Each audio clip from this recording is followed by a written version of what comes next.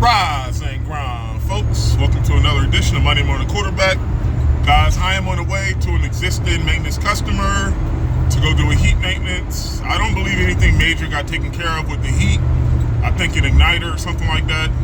And I think with the AC, we came out here a couple of years ago to replace the capacitor, and that's how this customer got the heat and AC maintenance. Guys, I am almost there now. Let's go take a look. I'll see y'all when I get inside. All right, guys.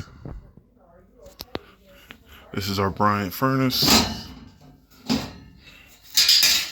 And I know this thing has to be at least 20 plus.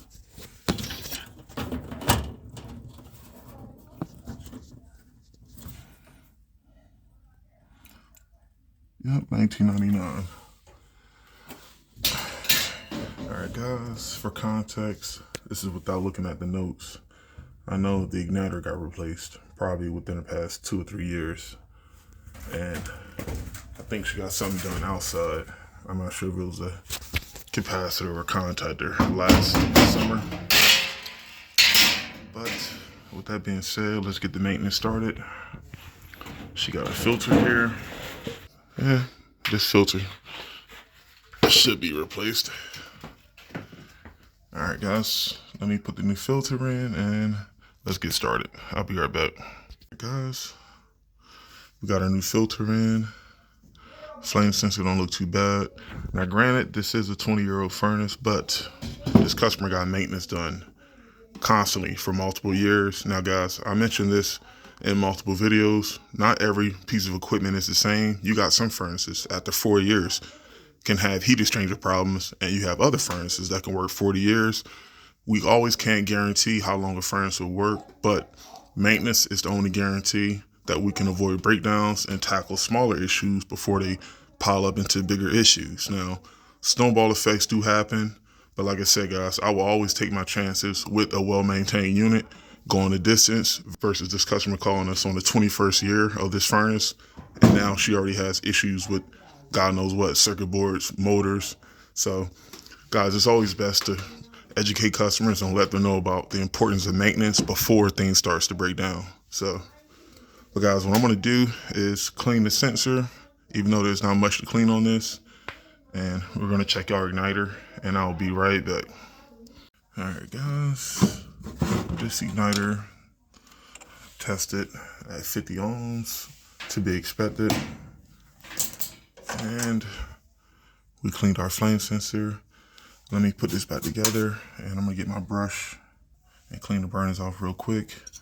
And I want to inspect the channels on the burner here. I don't think we looked at the channels last year when we came out. So let me put this back together. I'll be right back. And I'm glad I took these apart.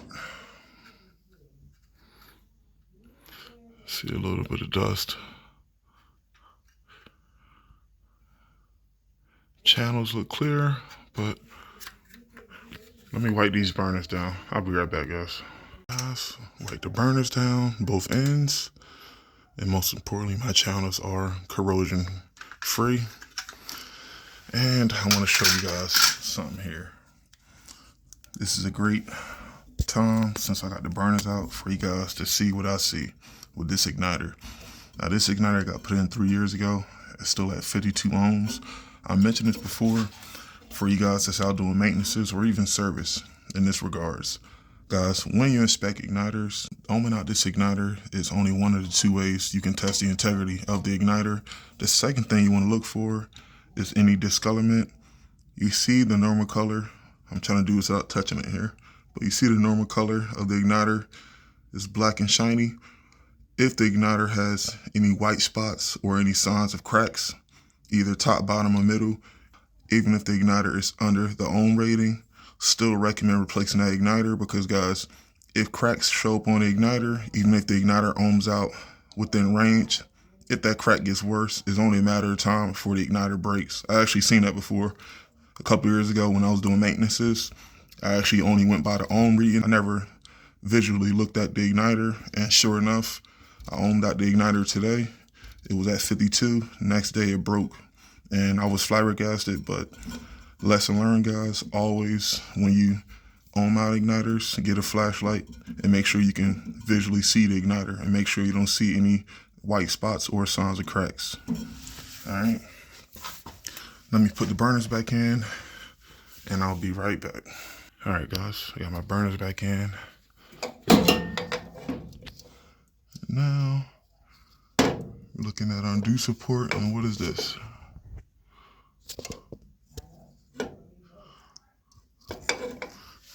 Hold on, guys. Let me get a piece of thermostat wire. I'll be back.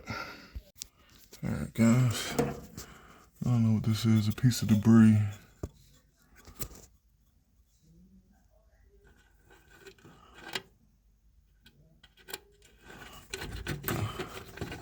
I'm gonna make sure we can stick this piece of thermostat wire all the way back in the housing, just to make sure that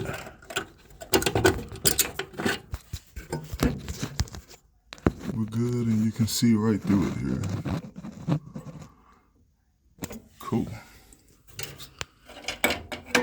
All right.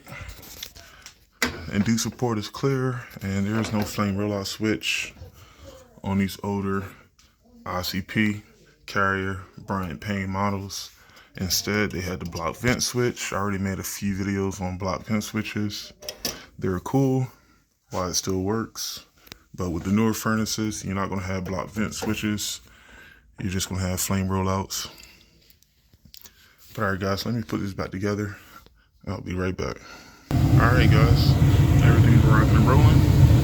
Looks like she'll make it to another year, and we'll come back out in the spring to look at the AC unit out in the backyard. But there you guys have it. Bryant furnace, 20 plus years old, heat maintenance, everything's rocking and rolling. I'll see y'all on the next one. Peace.